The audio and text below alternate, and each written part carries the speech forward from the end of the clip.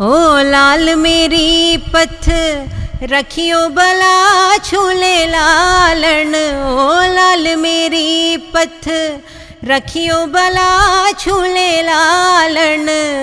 जिंदड़ी दा सेवण दा सखी शाबाश कलंदर, दमादम मस्त कलंदर अली दा पहला नंबर, दमादम मस्त कलंदर अली दा पहला नंबर। ओ लाल मेरी लाल मेरी। ഈ മുഖവും ഈ ശബ്ദവും മലയാളി പ്രേക്ഷകർക്ക് പ്രത്യേകം പരിചയപ്പെടുത്തേണ്ട കാര്യമില്ല. പുതിയ തലമുറയായാലും പഴയ തലമുറയായാലും എന്നും ലൈം ലൈറ്റിൽ തിളങ്ങി നിൽക്കുന്ന ഷബ്നം റിയാസാണ് ഇന്ന് എന്നോടൊപ്പമുള്ളത്. ഷബ്നം റിയാസിനെ കുറിച്ച് പറയുമ്പോൾ നമ്മുടെ മനസ്സിലേക്ക് ആദ്യം വരുന്നത് വിദ്യാസാഗർ മലയാളത്തിൽ ആദ്യമായി കമ്പോസ് ചെയ്തിരിക്കുന്ന അഴകിയ രാവണനിലെ ആ മധുര മനോഹരമായ പാട്ട്, അതും ദാസേട്ടൻ്റെ കൂടെ പാടിക്കൊണ്ട് സിനിമ പിന്നണി സംഗീതത്തിലേക്ക് കടന്നു വന്ന ആ ഒരു കൊച്ചു കലാകാരിയുണ്ട് ഷബ്നം റിയാസ്. എനിക്ക് ഇത് പറയുമ്പോൾ ചോദിക്കാനുള്ളൊരു സംഗതി, പണ്ട് കാലങ്ങളിൽ കുഞ്ഞുങ്ങളുടെ ശബ്ദം പാടാൻ വേണ്ടി നമുക്കൊരു ജാനകീയം വേണ്ടായിരുന്നു. അതെ. പക്ഷെ പിന്നീട് കുട്ടികൾക്ക് വേണ്ടി കുട്ടികൾ പാടുന്നത് ഒരുപക്ഷെ എൻ്റെയൊക്കെ ഒരു അറിവിൽ ശബ്നമാണ് ആദ്യമായിട്ട് വന്നിട്ടുള്ളത്. എങ്ങനെയാണ് ആ ഒരു കണ്ടെത്തലും ശബ്നം ഈ ഒരു രംഗത്തേക്ക് വന്നത് എങ്ങനെയായിരുന്നു? അതിനു മുമ്പ് പാടിയിട്ടുണ്ട് കേട്ടോ, ഞാനല്ല, എനിക്കൊന്ന് സുജാ ചേച്ചിയൊക്കെ പാടിയിട്ടുണ്ടെന്ന് തോന്നുന്നു. ഞാനിതിലേക്ക് വരുന്നത് ചെറുപ്പം തൊട്ടേ പാട്ട് 5 വയസ്സ് മുതൽ കർണാടക സംഗീതം പഠിക്കുന്നുണ്ട്. സദാശിവൻ ഭാഗവതരുടെ അടുത്താണ് പഠിച്ചത്. അപ്പോൾ അതിനുശേഷം കോമ്പറ്റീഷനൊക്കെ പങ്കെടുക്കുമായിരുന്നു. അപ്പോൾ എൻ്റെ ഒരു അങ്കിള് ഖത്തറിൽ ദോഹയിലാണ് വർക്ക് ചെയ്തത്. അപ്പോൾ ഇദ്ദേഹത്തിൻ്റെ ഷുക്കൂർ എന്ന് പറയും, ഇദ്ദേഹത്തിൻ്റെ ഫ്രണ്ടായിരുന്നു നമ്മുടെ ഔസേപ്പച്ചൻ ചേട്ടൻ്റെ കസിൻ ഡേവിസ് എന്ന് പറഞ്ഞിട്ട്. അപ്പോൾ അദ്ദേഹം ഈ എൻ്റെ കാസറ്റ്, ഞാൻ റെക്കോർഡ് ചെയ്തിരുന്ന കാസറ്റ്സ് ഒക്കെ കൊണ്ടുപോയി ഖത്തറിൽ കൊണ്ടുപോയി കേൾക്കുമായിരുന്നു. എൻ്റെ പിന്നെ 5-ാം വയസ്സുള്ള സമയത്ത് അല്ലെങ്കിൽ 10-ാം വയസ്സൊക്കെ ഉള്ള സമയത്ത് കാസറ്റ്സ് പാടിയിട്ടുണ്ട്. ഉണ്ട്. എൻ്റെ ആദ്യത്തെ കാസറ്റ് 7 വയസ്സിൽ ലളിതഗാനം ആരുടെ കൂടെ? മേനൻ അങ്കിളുടെ കൂടെ. അതാണ് എൻ്റെ ആദ്യത്തെ വസന്തകാല മേഘങ്ങൾ എന്ന് പറഞ്ഞിട്ട്. അപ്പോൾ അതിനുശേഷം പിന്നെ പാടുന്നത് ശ്രീനാരായണ ഗുരുവിൻ്റെ ഒരു കാസറ്റാണ്, ഭക്തിഗാനമാണ്. അതിനുശേഷവും ഹിന്ദു ഡിവോഷണൽ എനിക്ക് കുറച്ച് കിട്ടി കേട്ടോ, കുറേ ഹിന്ദു ഡിവോഷണൽ സോങ്സ് കിട്ടി, മാപ്പിളപ്പാട്ടുകൾ, ക്രിസ്ത്യൻ ഡിവോഷണൽ സോങ്സ്. അങ്ങനെ അന്നേ ഒരു ഈ തുടങ്ങുന്നതേ ഒരു സ്പിരിച്വൽ ലൈനിലാണ്. ഈ ഷുക്കൂർ എന്ന് പറഞ്ഞ അങ്കിള് അവിടെ വെറുതെ റൂമിൽ ഇടുന്ന സമയത്ത് ഡേവിസ് അങ്കിൾ വന്നിട്ട് ഇത് കേൾക്കുകയും നല്ല വോയിസ് ആണല്ലോ, നമുക്ക് ഔസേപ്പച്ചൻ അയച്ചു കൊടുക്കാം എന്ന് പറയുകയും, അതാണ് ആ ഒരു നിമിത്തങ്ങൾ ഇങ്ങനെ കണക്റ്റഡ് ആയിട്ട് വരുന്നത്. അപ്പോൾ അങ്ങനെ എൻ്റെ ഇത് അയച്ച് ഔസേപ്പച്ചൻ ചേട്ടന് കൊടുത്ത സമയത്താണ് കാവ്യ മാധവന് വേണ്ടിയിട്ട് ഇവിടെ അവർ വോയിസ് തേടിക്കൊണ്ടിരിക്കുന്നത്. അപ്പം തന്നെ AVM സ്റ്റുഡിയോയിൽ നിന്ന് വിളിച്ചു, എല്ലാം സെറ്റായി. പിന്നെ AVM സ്റ്റുഡിയോയിൽ അന്ന് ചെന്നപ്പോൾ മമ്മൂക്കായും വൈഫും എല്ലാവരും ഉണ്ട് അവിടെ. കമലങ്കിള്, കൈതപ്പുറം അങ്കിള്, വിദ്യേട്ടൻ, അങ്ങനെ അതിൻ്റെ ക്രൂ മെയിൻ ആയിട്ടുള്ള എല്ലാവരും അവിടെ ഉണ്ട്. അപ്പോൾ ശരിക്കും ഒരു ടെൻഷൻ വരേണ്ടതാണ്. ഞാനൊക്കെ ഓർക്കുന്നുണ്ട്, അന്നത്തെ കാലത്ത് അഴകിയ രാവണൻ റിലീസായ സമയത്ത് ഈ വനില ചന്ദനക്കട എന്നുള്ള പാട്ട് അത്രയും ഹിറ്റായിരുന്നു, ബ്ലോക്ക് ബസ്റ്റർ ഹിറ്റ്, അത്രയും ഹിറ്റാണ്. മാത്രവുമല്ല അതിൽ കാവ്യമാധവൻ എന്ന് പറഞ്ഞ ആ കഥാപാത്രവും പിന്നെ ആളുകളുടെ ഒരു അരുമയായി മാറി. പാടിയിരിക്കുന്ന ശബ്ദവും അതേപോലെ തന്നെ അത്രയും പിന്നെ പ്രശസ്തിയായി മാറി എന്നുള്ളതാണ്. ആ സ്കൂൾ ജീവിത കാലഘട്ടത്തിലുള്ള ആ പ്രശസ്തി എങ്ങനെയാണ്? അന്ന് സെലിബ്രിറ്റി സ്റ്റാർഡം ഒന്നും നമുക്ക് അറിയില്ലെങ്കിൽ പോലും ഈ ആൾക്കാരുടെ ഒരു സ്നേഹം ഉണ്ടല്ലോ, പ്രത്യേകിച്ച് എവിടെയെങ്കിലും പോകുമ്പോൾ. അന്ന് സോഷ്യൽ മീഡിയ ഇല്ലാതിരുന്നിട്ട് പോലും ഞാൻ അതൊക്കെ അനുഭവിച്ച ഒരാളാണ് ആ പ്രായത്തിൽ. ഇപ്പോൾ ആലോചിക്കുമ്പോൾ അതൊക്കെ വലിയൊരു ഭാഗ്യമാണ്. കാര്യം ഇങ്ങനെ ഒരു ബ്രാൻഡഡ് ആയിട്ടുള്ള ഇത്രയും വലിയൊരു ഫിലിമിൽ പാടാൻ പറ്റിയില്ലേ. ഈ അമ്മമാരൊക്കെ കാണുന്ന സമയത്ത് എവിടെയെങ്കിലും വെച്ച് കണ്ട അമ്മമാർ ഓടി വന്നിട്ട് കെട്ടിപ്പിടിക്കുകയും ചെയ്യുമ്പോൾ ആ ഒരു സ്നേഹമില്ലേ, അതൊരു ഭയങ്കര, ഇന്നത്തെ എനിക്കാട്ടിയും എനിക്ക് തോന്നുന്നു കുറച്ചും കൂടെ ഒരു ഇൻറ്റിമസി ഉള്ള ഒരു സ്നേഹമാണ് അന്ന് ആ ഒരു സമയത്ത് കിട്ടിയത്. ശബരത്തിന്റെ കാര്യത്തിൽ പിന്നീട് കുറച്ച് വർഷങ്ങൾക്ക് ശേഷമാണെങ്കിലും കമലിന്റെ തന്നെ ഫിലിമിൽ രണ്ടാമത് ശാലിനിക്ക് വേണ്ടിയ പാട്ട്. അല്ല, രണ്ടാമത് ഞാൻ പാടിയ മദാമയിലും മുകുന്ദന്റെ മദാമ എന്ന് ഞാൻ പറഞ്ഞത്. പിന്നീട് പെട്ടെന്ന് തന്നെ ഹിറ്റിലേക്ക് വരുന്നൊരു സാധനം ശുക്രിയ എന്നുള്ള പാട്ടാണ്.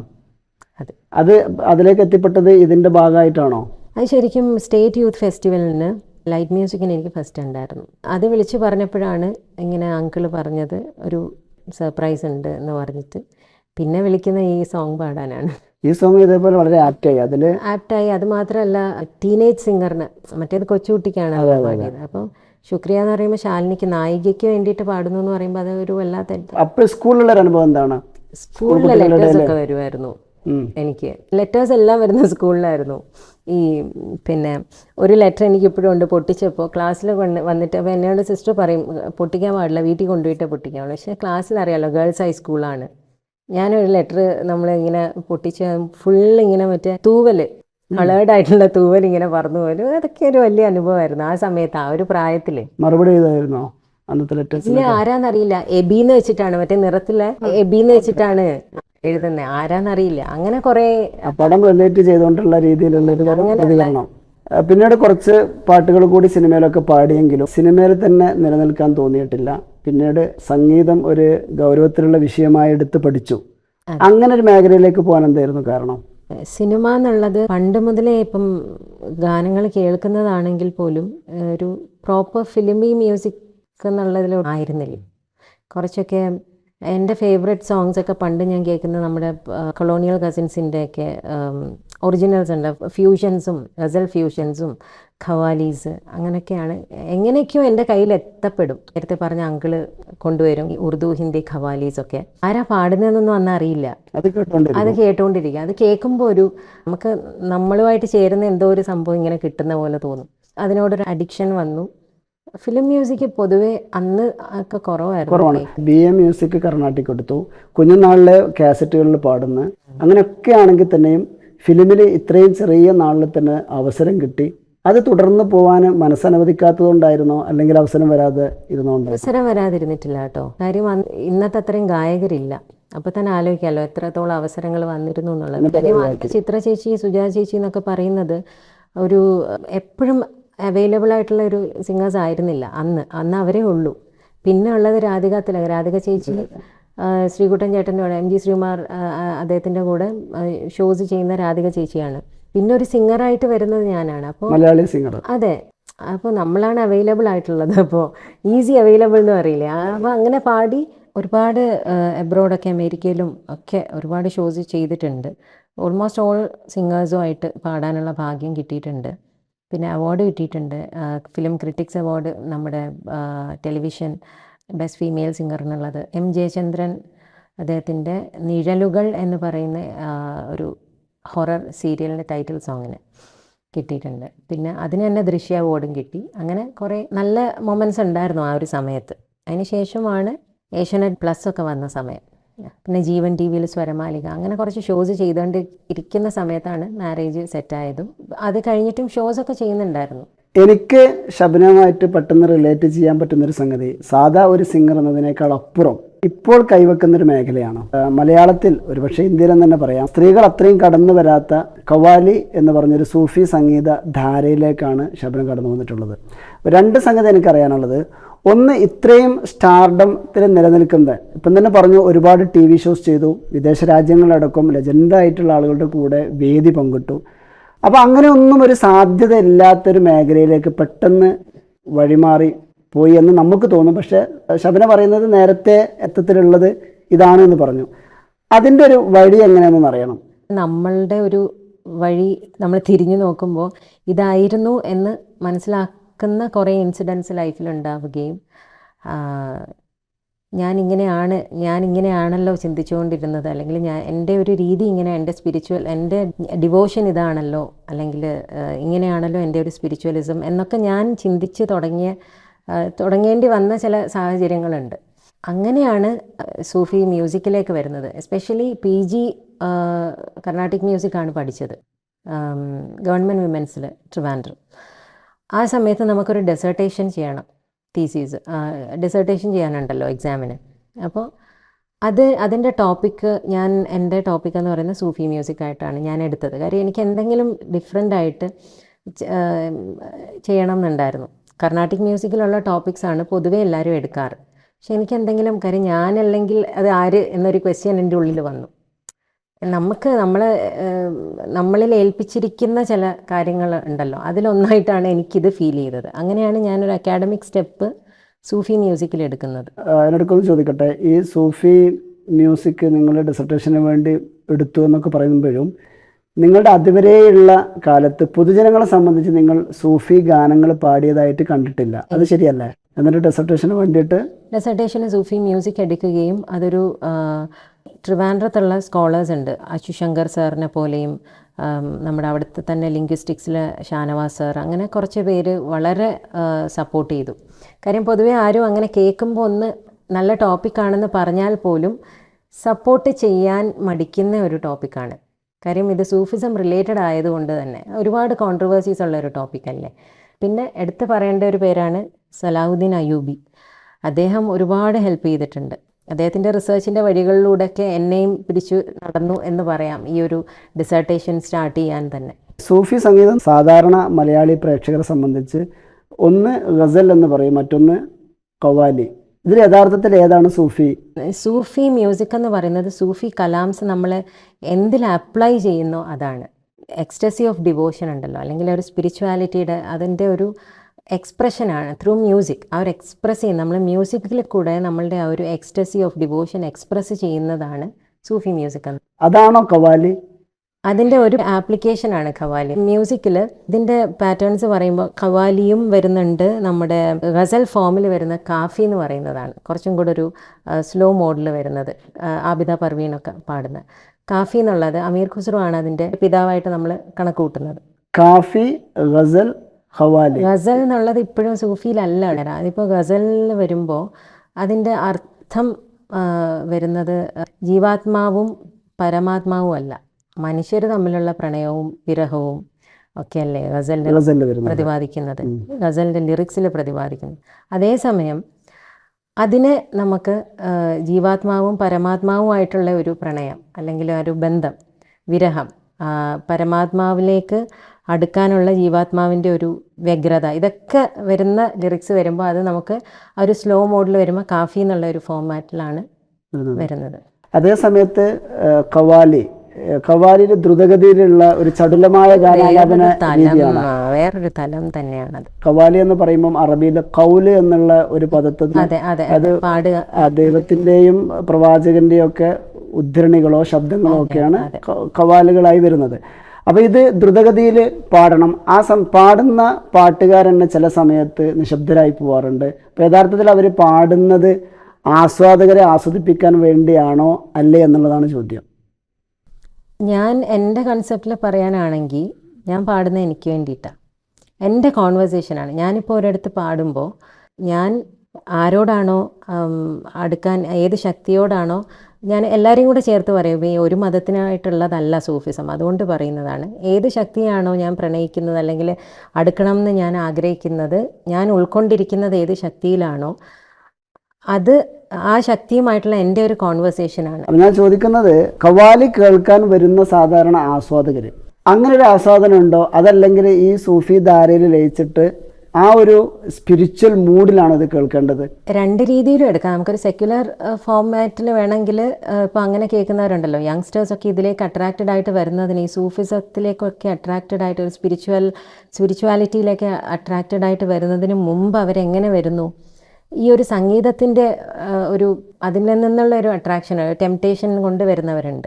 ഞാനൊരു കൺസേർട്ടിന് പാടുമ്പോൾ കേൾക്കുന്നവർക്ക് വേണ്ടിയിട്ടല്ല പാടുന്നത്, അവർക്ക് എക്സ്റ്റസി കിട്ടാനല്ല, എനിക്ക് എക്സ്റ്റസി വരാനാണ്. എൻ്റെ സ്പിരിച്വൽ എക്സ്റ്റസിക്ക് വേണ്ടിയിട്ടാണ് ഞാൻ പാടുന്നത്. ഞാൻ പാടുന്നതിൽ ആ ഒരു പ്യൂരിഫിക്കേഷൻ അല്ലെങ്കിൽ ആ ഒരു പ്രോസസ്സ് എന്ന് പറയുന്നത് അള്ളാഹുവിന് വേണ്ടിയിട്ടാണ്. അതിനകത്ത് മറ്റൊരാളിന് ബന്ധമില്ല, ഈ ലോകവുമായിട്ട് തന്നെ അതിന് യാതൊരു ബന്ധവുമില്ല.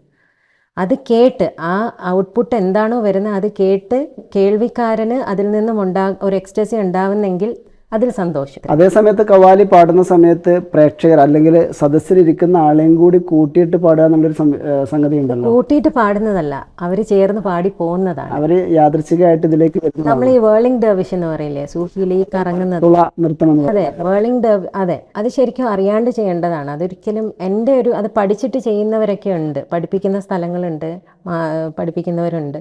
പക്ഷെ എൻ്റെ ഒരു കൺസെപ്റ്റിൽ അത് അറിയാണ്ട് നമ്മൾ ചെയ്തു പോകുന്ന ആ ഒരു എക്സ്റ്റസി, ഒരു സ്പിരിച്വൽ ട്രാൻസ് മോഡിൽ ഇങ്ങനെ നമ്മൾ എത്തും. ഒരു ലിമിറ്റ് കഴിയുമ്പോൾ നമ്മൾ എത്തുമ്പോൾ നമ്മൾ തന്നെ ചെയ്തു പോവും ചില കാര്യങ്ങൾ, നമ്മൾ തന്നെ അറിയാണ്ട് നമ്മൾ ചിലപ്പോൾ പാടിപ്പോവും, നമ്മൾ തന്നെ അറിയാണ്ട് ഇംപ്രവൈസ് ചെയ്തു പോവും സ്റ്റേജിൽ ചില വരികൾ.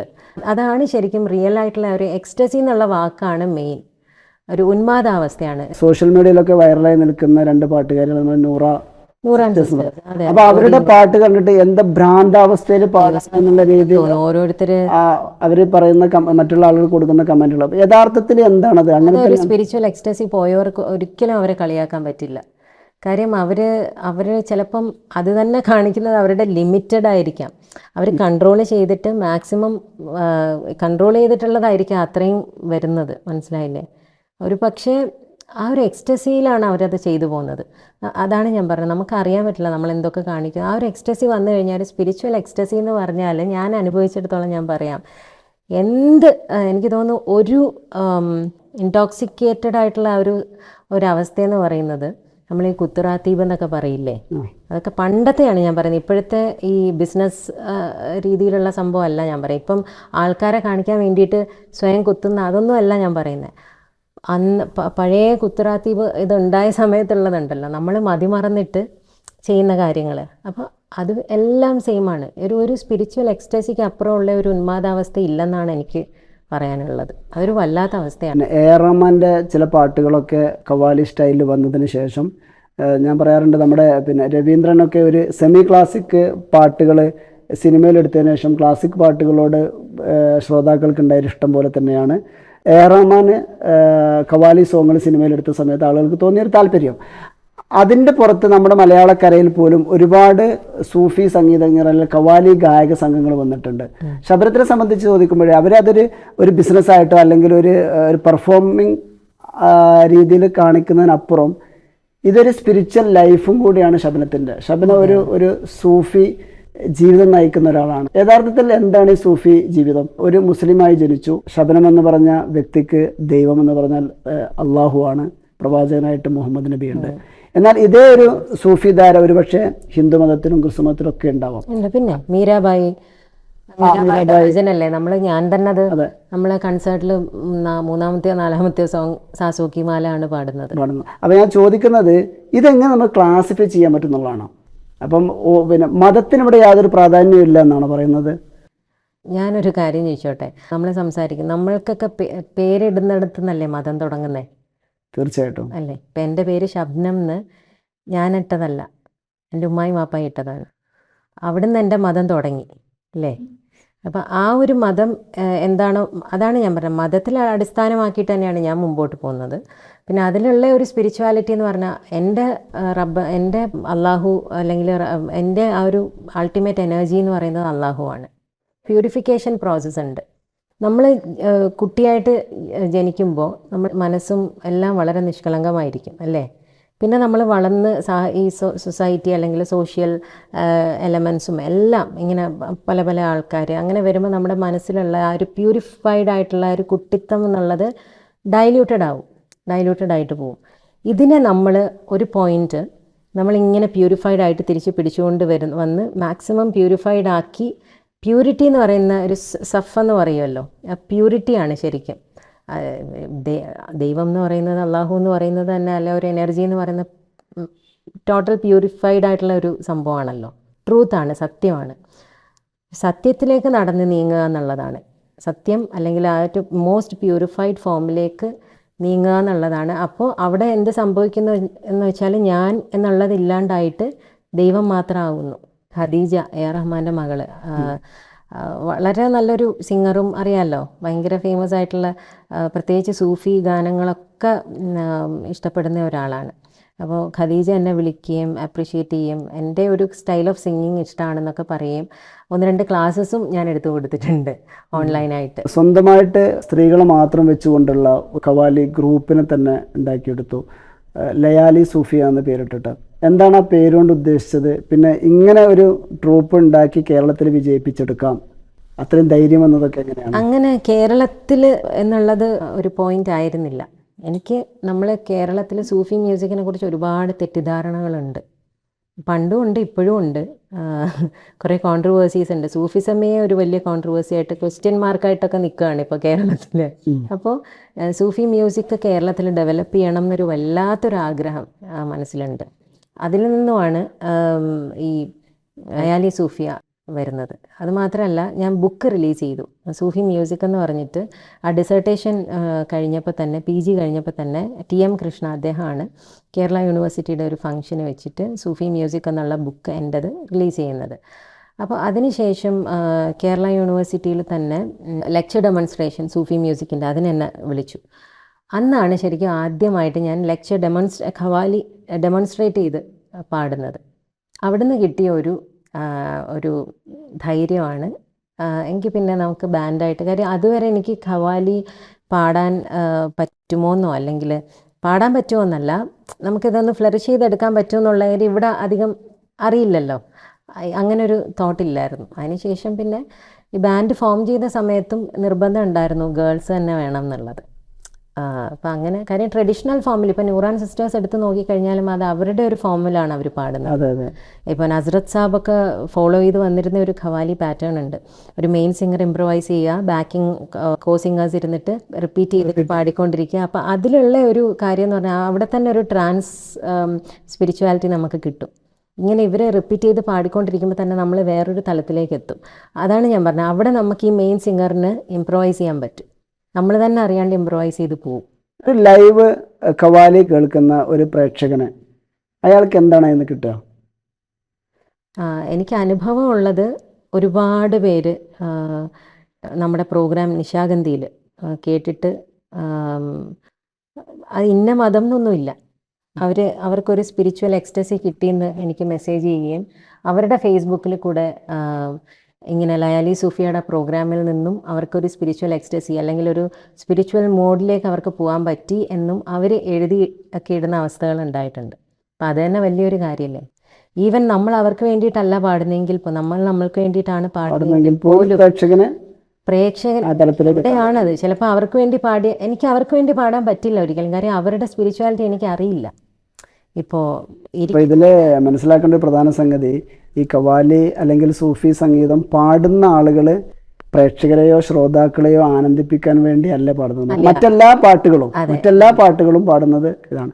അപ്പോൾ ഇതിൽ വേറൊരു സംഗതി എനിക്കറിയാനുള്ളത്, ഇപ്പം പ്രേക്ഷകന് കിട്ടുന്ന പറഞ്ഞു, ഒരാൾക്ക് ഒരു ഖവാലി സിംഗർ ആവണം, എവിടുന്ന് തുടങ്ങണം അദ്ദേഹം? എന്നോട് സൂഫി അങ്ങനെ ജീവിക്കുന്നു എന്ന് പറയുമ്പോൾ ഉള്ള ഒരു കാര്യം എന്നോട് പലരും ചോദിക്കാറുണ്ട്. ഞാനൊരു സൂഫി റൂട്ടിലാണെന്ന് പറയുമ്പോൾ അപ്പം നിസ്കാരമൊന്നും ഇല്ല അല്ലേ എന്നൊക്കെ പറയാറുണ്ട്. അപ്പോൾ കാരണം സിനിമാ ജീവിതവും പിന്നെ TV ജീവിതവും ഒക്കെ ആയതുകൊണ്ട് നിസ്കാരമൊന്നും ഇല്ലാത്ത ആള്.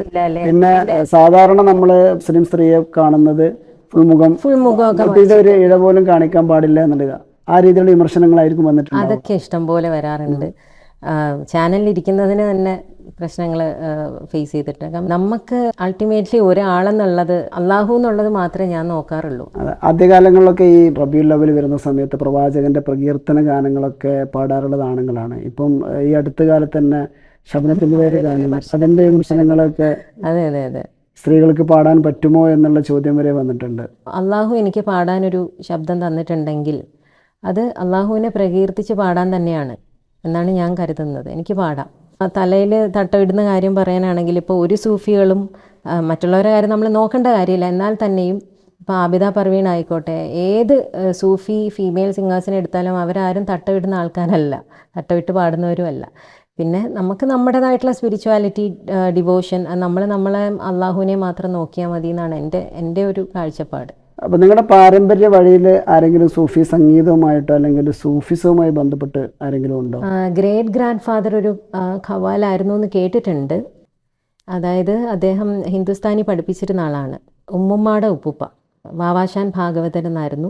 അദ്ദേഹം ഗുരുകുല സമ്പ്രദായത്തിൽ തന്നെ കുട്ടികളൊക്കെ ഹിന്ദുസ്ഥാനി വീട്ടിൽ വന്ന് പഠിച്ച് ഫുഡ് കഴിച്ച് അങ്ങനെ കുട്ടികൾക്കുള്ള ഫുഡൊക്കെ ഉണ്ടാക്കി അവരെ കഴിപ്പിച്ച് അദ്ദേഹം പാടിയിരുന്ന ഒരു രീതി എൻ്റെ പാട്ടിയൊക്കെ പറഞ്ഞ് കേട്ടിട്ടുള്ളത് വെച്ചിട്ടാണ് ഞാനത് സൂഫി സംഗീതമാണെന്ന് മനസ്സിലാക്കുന്നത്, അല്ലെങ്കിൽ ഖവാലി ആണെന്ന് മനസ്സിലാക്കുന്നത്. കാര്യം ഇദ്ദേഹം ഇംപ്രവൈസ് ചെയ്യുകയും അദ്ദേഹത്തിൻ്റെ പുറകു വശത്തായിട്ട് കുറേ പേര് ഇരുന്നിട്ട് ഇങ്ങനെ പാടും എന്ന് പറയും. അപ്പം നമ്മളത് കണക്ട് ചെയ്ത് നോക്കുമ്പോൾ നസ്രത്ത് സാബൊക്കെ പാടുന്ന രീതി തന്നെയാണ്.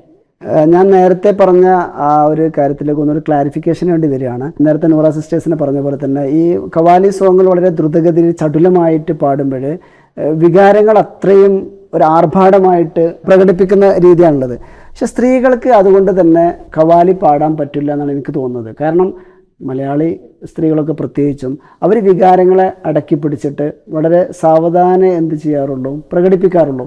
അപ്പോൾ ഒരു കവാലി പാടുന്ന സമയത്ത് ഈ രീതിയിൽ ഭ്രാന്തമായ ഒരവസ്ഥയിൽ പ്രകടനാത്മകമായ രീതിയിലേക്ക് വരുന്ന സമയത്ത് സ്ത്രീയെ കാണുന്ന ആ ഒരു രീതി മാറിപ്പോകുന്നുണ്ട്. കാണണ്ട, ദൈവത്തെ കാണൂ, പിന്നെ പ്രശ്നമില്ലല്ലോ. അതാണ് ഞാൻ പറഞ്ഞത്. അപ്പൊ അതുകൊണ്ടാണ് കവാലി പാട്ടുകൾ സ്ത്രീകൾക്ക് യോജിച്ചതല്ല എന്ന് അവിടെയാണ് പ്രശ്നം. ഒരു സ്ത്രീ ഖവാലി പാടുന്നത് കാണാൻ വരുന്ന എന്തിനാണ്? ഖവാലി കേൾക്കാൻ വരുന്നെങ്കിൽ ആ ഒരു സ്പിരിച്വൽ എക്സ്റ്റസി അനുഭവിക്കാൻ വന്നാൽ പോരെ, അവരെ കാണണ്ട. അതൊക്കെയാണ് ഇവിടുത്തെ ഒരു തെറ്റെന്ന് പറയുന്നത്. വളരെ ക്ലിയർ ആയിട്ടുള്ള ഒരു പോയിന്റ് ആയിട്ട് എനിക്ക് തോന്നുന്നു. സാധാരണ പാട്ട് കേൾക്കാൻ പോകുന്നത് ഇപ്പം പ്രത്യേകിച്ചും പെർഫോം കാണാൻ വേണ്ടി ആളുകൾ പോകാന്നുള്ളത്, ഖവാലി അങ്ങനെ കാണാൻ വരണ്ട എന്നാണ്. അതെ, ഖവാലി ആയാലും കാഫി ആയാലും ഇപ്പം ഈ പറഞ്ഞ പോലെ നമുക്ക് ആബിദ പർവീണൊക്കെ പാടുന്ന, എനിക്ക് തോന്നുന്നു ഏറ്റവും കൂടുതൽ ഈ കാഫി എന്ന് പറയുന്ന ഫോം ആബിദാജിയാണ് പാടിയിരിക്കുന്നത്. ഈ നൂറാൻ സിസ്റ്റേഴ്സൊക്കെ ചടുലമായിട്ടുള്ള ഈ രീതിയിലുള്ളത് പാടുമ്പോൾ നമുക്ക് ഒരു പോയിന്റ് കഴിഞ്ഞാൽ നമുക്ക് നമ്മളെ തന്നെ പിടിച്ച് നിർത്താൻ പറ്റില്ല. അത് അത്രയും ജെനുവിനായിട്ട് പാടുന്നതുകൊണ്ടാണ്. നമ്മൾ ചില ഖവാലീസ് പാടുന്ന സമയത്ത് ഒരു പെർട്ടിക്കുലർ പോയിന്റ് കഴിയുമ്പോൾ, ഒറ്റ സ്റ്റേജിൽ ഞാനിത് അനുഭവിച്ചിട്ടുണ്ട്. നിശാഗന്ധിയിൽ ഓണത്തിന് ഛാപ്തിലൊക്കെ എന്നുള്ള പാടി, ഇത് പാടി കുറേ ഇമ്പ്രവൈസ് ചെയ്യും. നമ്മളിങ്ങനെ ഇമ്പ്രവൈസ് ചെയ്യും, കൂടുള്ളവർ പാടും. പാടിക്കഴിഞ്ഞ് നമ്മൾ ഒരു പോയിന്റ് എത്തിക്കഴിഞ്ഞ് ഒരു 2-3 സെക്കൻഡ് നമ്മൾ എവിടെയാണെന്നോ ആ ഒരു എക്സ്റ്റസിയിലേക്ക് നമ്മൾ അങ്ങ് പോവും. നമുക്കറിയാൻ പറ്റില്ല എന്താണ് സംഭവിക്കുന്നതെന്ന് പോലും അറിയില്ല. മേ ബി അപ്പം നമ്മൾ ഈ ഉള്ളിൽ നമ്മൾ ഇത്രയും നാളായിട്ട് കൊണ്ട് അടക്കി പിടിച്ച് മറ്റുള്ളവരുടെ മുമ്പിൽ ഇങ്ങനെ ആയിരിക്കണം എന്ന് നമ്മളെ വളർത്തിക്കൊണ്ട് വരുന്ന ഒരു രീതിയുണ്ടല്ലോ, എസ്പെഷ്യലി നമ്മളിവിടെ കേരളത്തിലൊക്കെ. അപ്പോൾ അങ്ങനെ അതുള്ളത് കൊണ്ടായിരിക്കാം മേ ബി നമ്മൾ ആ സമയത്തൊക്കെയാണ് അടങ്ങിയിരിക്കുന്നത്. അല്ലെങ്കിലൊക്കെ എനിക്കൊക്കെ നമുക്കൊക്കെ ട്രോളുകൾ ഇഷ്ടം പോലെ ഈ നൂറാൻ സിസ്റ്റേഴ്സിനൊക്കെ വരുന്ന പോലെ നമുക്ക് അറിയാണ്ട് ചെയ്തു പോണേ. അതായത് ജെനുവിൻ സിംഗേഴ്സിനെ അങ്ങനെ വരുള്ളൂ. छाप तिलक सब छीनी रे मुझसे नैना मिलाई के, छाप तिलक सब छीनी रे मुझसे नैना मिलाई के, नैना मिलाई के, नैना मिलाई के, छाप तिलक सब छीनी रे मुझसे नैना मिलाई के, छाप तिलक सब छीनी रे मुझसे नैना मिलाई के.